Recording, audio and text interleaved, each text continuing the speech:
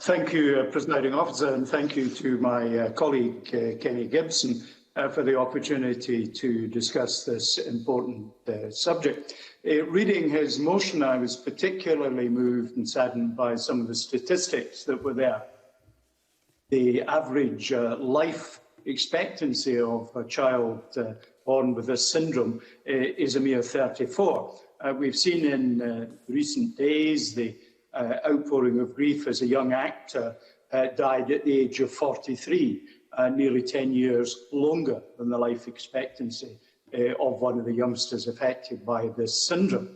But of course, what is different in our case is that fetal alcohol spectrum disorders lead to quite variable outcomes. Some will be affected more significantly than others, and the presenting symptoms will not necessarily be consistent against the whole cohort of those who are subject to the disorder. Hence the difficulties often in diagnosing and getting appropriate support in place.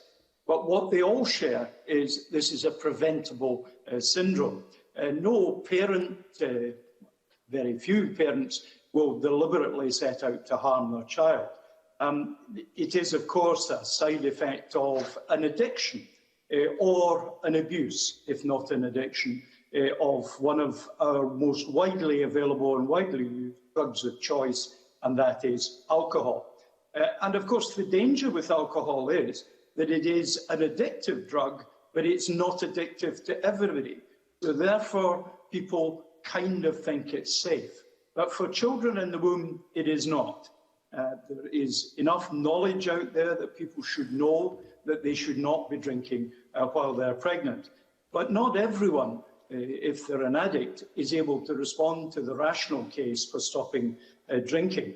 It's our responsibility to support the mothers in pregnancy. It's our responsibility to support the children who are suffering from this syndrome. The championship of concepts such as no alcohol, no risk is very much to be welcomed. And it's something in my personal life, have met some of the issues around alcohol addiction. When I was a nurse 56 years ago, one of our patients was an alcoholic who suffered extremely with his addiction. And my father, as a GP, I used to provide some social support to addicts that were on his list. So it's something that's not far from a great deal of us. Children, of course, cannot look after themselves. They don't have the knowledge or the power to do anything about their situation. It's important that we recognise the help that is required. It's important that the people who are suffering from this get everything that they require to lead as normal a life as is possible for them to do. I think in bringing this to the Chamber and listening to Mr. Whittle's remarks, I think we see the range of options that may be available to support people suffering from this syndrome, and to ensure that we have an intervention early enough in a child's life that they get the maximum possible out of however long they have in this world. Early diagnosis, loving and stable home, the absence of violence. These are the rights that we all want for children in our society, and which we believe we all have a duty to support. I believe it's necessary to create a world where people are supported, and we will do the maximum that we can to support future generations.